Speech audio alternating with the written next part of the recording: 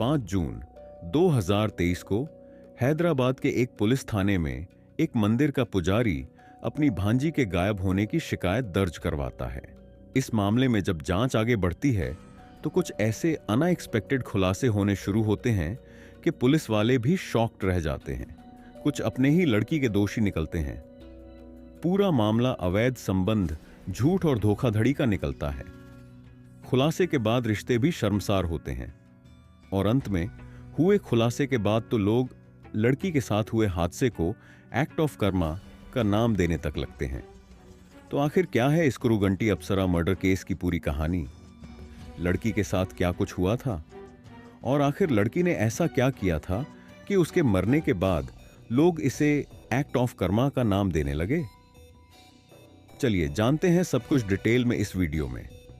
आगे बढ़ने से पहले चैनल को सब्सक्राइब कर बेल आइकन जरूर दबा लीजिए। दोस्तों, जैसा कि हमने बताया, यह मामला पहली बार 5 जून 2023 को पुलिस के सामने आता है।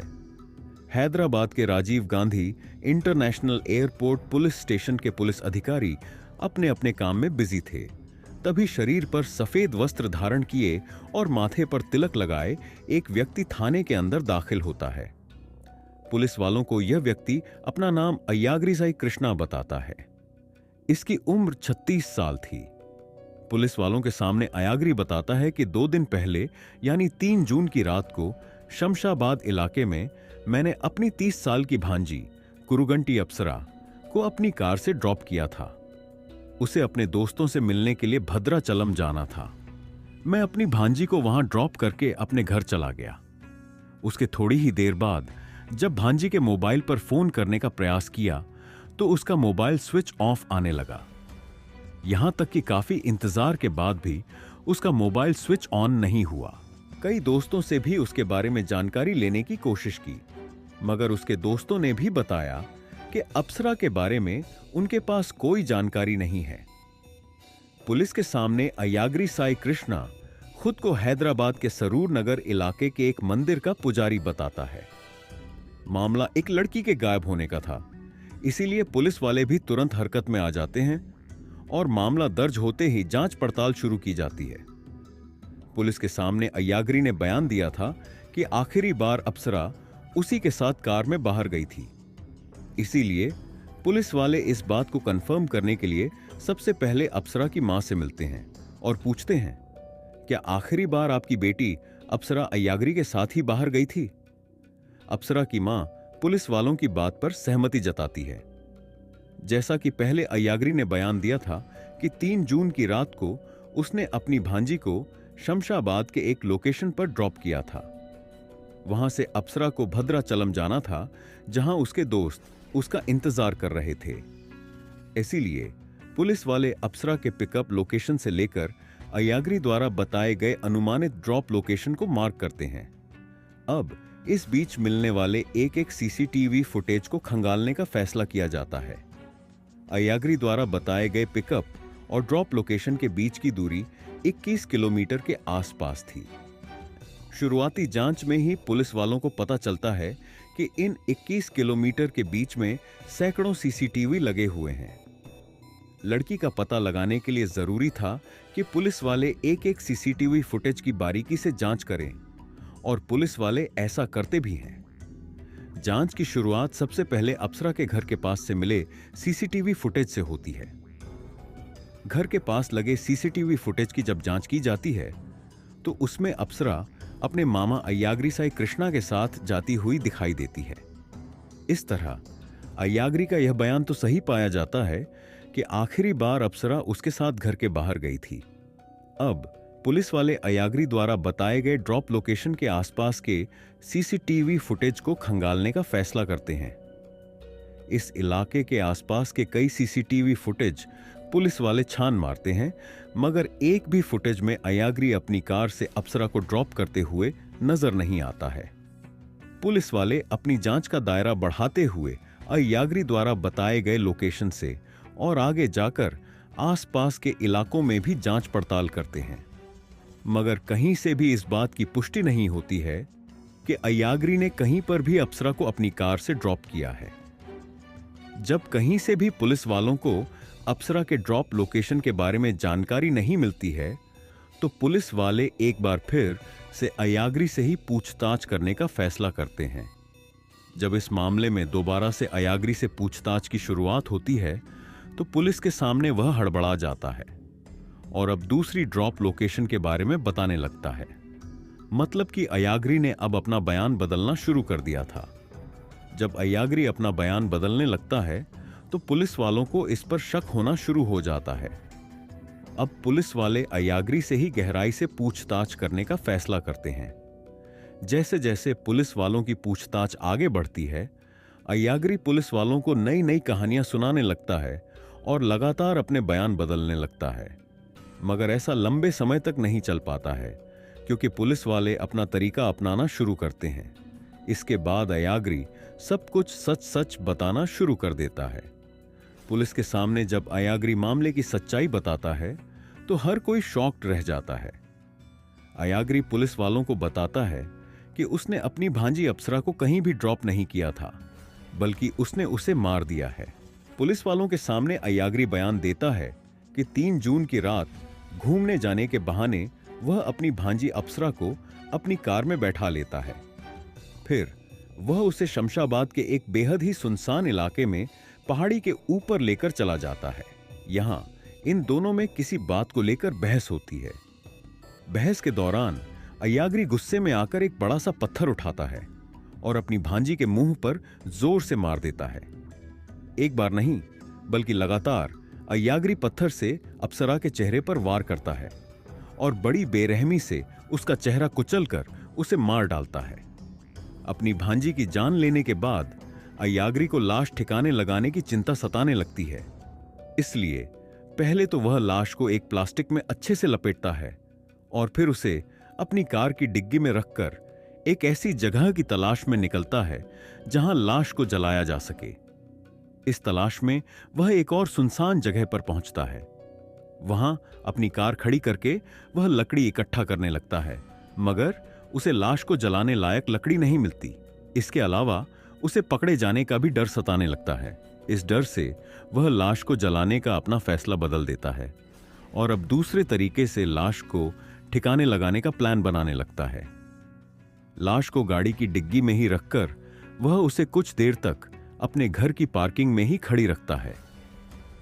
फिर मौका मिलते ही कार लेकर उस मंदिर के पीछे चला जाता है जहां वह पुजारी के तौर पर काम करता था। इस मंदिर के पीछे मंडल रेवेन्यू अफसर का दफ्तर था। इस दफ्तर के पास एक बड़ा सा मैनहोल था। जब चारों तरफ सन्नाटा पसर जाता है, तो अयाग्री अपनी कार को इसी मैनहोल के पास लेकर जाता है। मौका पाते ही वह अप्सरा की लाश को उसी मैनहोल में डाल देता है और इसका ढक्कन बराबर से बंद कर देता है। कोई कभी भी इस लाश तक न पहुंच पाए, इसीलिए अयाग्री 2 ट्रक मिट्टी भी उस मैनहोल के ऊपर डलवा देता है। हालांकि 2 ट्रक मिट्टी डालने के बावजूद अगले दिन अयाग्री नोटिस करता है कि मैनहोल से थोड़ी थोड़ी बदबू बाहर आ रही है। इसलिए वह फिर मिट्टी हटाकर पहले मैनहोल के ऊपर अच्छे से सीमेंट का प्लास्टर चढ़ा देता है और फिर उसे मिट्टी से ढक देता है। अयाग्री को लगने लगता है कि उसने सही जगह लाश को ठिकाने लगा दिया है और अब वह कभी भी पकड़ा नहीं जाएगा। हालांकि एक समस्या थी। उसकी बहन जानती थी कि अप्सरा को आखिरी बार अयाग्री ही लेकर बाहर गया था। ऐसे में उसे पुलिस से शिकायत करने का डर था, किसी को शक न हो, इसलिए अयाग्री खुद ही पुलिस के पास जाकर अपनी भांजी के गायब होने की शिकायत दर्ज करवा देता है। मगर उसकी यह चालाकी काम नहीं आती है और पुलिस के सामने उसका झूठ पकड़ा जाता है। अब पुलिस वाले हत्या की मंशा, मोटिव के बारे में पता लगाने का फैसला करते हैं। जब पुलिस वाले अयाग्री से हत्या के कारण के बारे में जानने की कोशिश करते हैं, तो अयाग्री कुछ और चौंका देने वाला खुलासा करता है। अयाग्री के खुलासे के मुताबिक अप्सरा और अयाग्री पिछले काफी समय से एक दूसरे के साथ रिलेशनशिप में थे। दोनों एक दूसरे को प्यार करने लगे थे। देखते ही देखते दोनों का प्यार इतना बढ़ जाता है कि वे एक दूसरे के बेहद करीब आ जाते हैं। फिर एक दिन अयाग्री को पता चलता है कि अप्सरा गर्भवती हो गई है। जब प्रेग्नेंट होने की बात सामने आती है, तो अप्सरा अयाग्री पर दबाव बनाने लगती है कि अब ऐसे नहीं चलेगा, जितनी जल्दी हो तुम मुझसे शादी कर लो।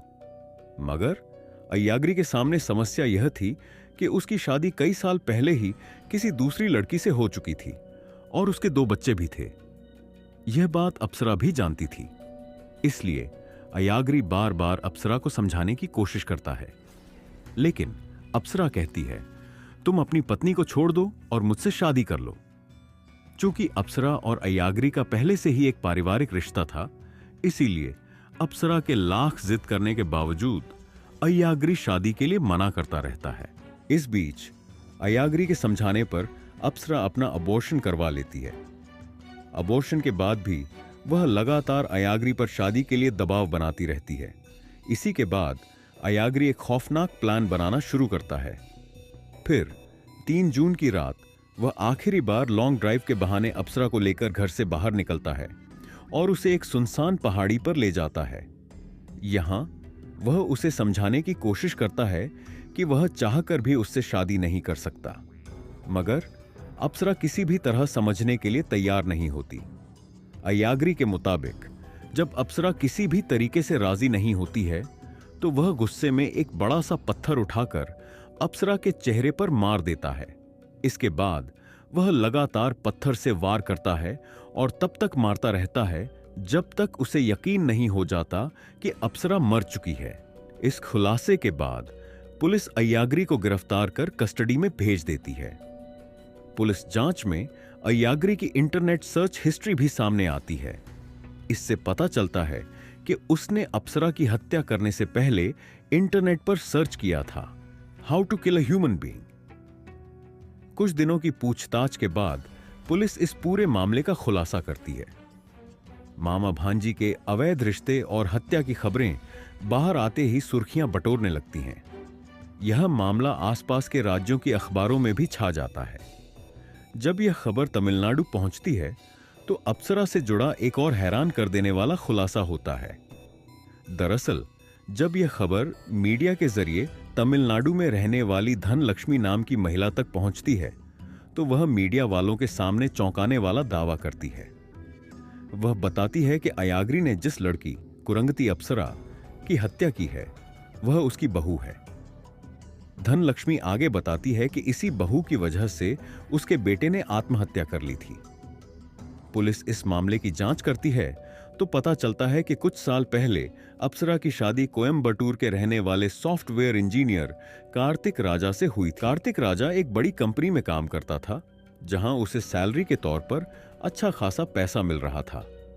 कार्तिक की मां के अनुसार शादी के बाद अप्सरा की मां अरुणा भी अपनी बेटी के यहां ही रहने चली आती हैं। अब दोनों मां बेटी मिलकर उनके बेटे कार्तिक के पैसों पर ऐश करना शुरू कर देती है। ये लोग आए दिन 5 स्टार होटल में जाकर खाना खाने लगते हैं। रोजाना कार्तिक पर शॉपिंग करवाने का दबाव बनाने लगती है। इसके अलावा अप्सरा और उसकी मां कार्तिक के पैसों से हमेशा महंगी महंगी ज्वेलरी खरीदना शुरू कर देती हैं। यह बात सच थी कि कार्तिक अच्छा पैसा कमा रहा था, मगर जब कार्तिक की बीवी और सासू मां बेतहाशा पैसा खर्च करने लगती हैं तो कार्तिक की भी आर्थिक स्थिति गड़बड़ाने लगती है। इसके बाद वह अपनी सासू मां और बीवी के शौक को पूरा करने के लिए 25 लाख का लोन ले लेता है। कार्तिक की मां के अनुसार दोनों मिलकर कार्तिक का यह पैसा भी खत्म कर देते हैं। इसके बाद भी ये लोग कार्तिक पर ज्यादा पैसे देने का दबाव बनाने लगते हैं, मगर अब कार्तिक की हिम्मत जवाब देने लगती है और वह पैसा देने से मना कर देता है। कार्तिक की मां के अनुसार जब कार्तिक पैसा देने से मना कर देता है तो अप्सरा अपनी मां के कहने पर कार्तिक पर दहेज उत्पीड़न का केस दर्ज करवा देती है। केस दर्ज होते ही पुलिस वाले कार्तिक को गिरफ्तार कर लेते हैं और फिर उसे जेल में डाल दिया जाता है। 15 दिन बाद बेल मिलने के बाद जब कार्तिक जेल से बाहर आता है तो समाज में उसे काफी ताने सुनने को मिलते हैं। इस शर्मिंदगी की वजह से कार्तिक एक दिन अपने ही हाथों अपनी जीवन लीला समाप्त कर लेता है। जब कार्तिक की मौत की जानकारी अप्सरा और उसकी मां को मिलती है तो दोनों ज्वेलरी और पैसा लेकर रातों रात चुपके से हैदराबाद चली जाती हैं। कोई भी इन दोनों से संपर्क न कर पाए, इसलिए दोनों अपना पुराना सिम भी बंद करवाकर नया नंबर ले लेती हैं। अब यहीं हैदराबाद में रहते हुए अय्याग्री और अप्सरा की नजदीकियां बढ़ती हैं। फिर यह नजदीकियां बढ़ते बढ़ते अप्सरा की मौत पर जाकर खत्म होती हैं। जब अप्सरा और उसकी मां पर फर्जी उत्पीड़न का केस दर्ज करवाने और उसकी वजह से एक मासूम लड़के की जान जाने की बात सामने आती है, तो लोग अप्सरा के साथ हुई घटना को एक्ट ऑफ कर्मा का नाम देने लगते हैं। अब केस की मौजूदा स्थिति की बात करें तो अप्सरा की हत्या करने वाला अय्याग्री साई कृष्णा सलाखों के पीछे बंद है और मामला अदालत में चल रहा है। अब अय्याग्री को अदालत से क्या सजा मिलती है, वह तो आने वाले समय में ही पता चलेगा। दोस्तों, पूरी कहानी जानने के बाद आप क्या कहना चाहेंगे? कमेंट बॉक्स में जरूर बताइए।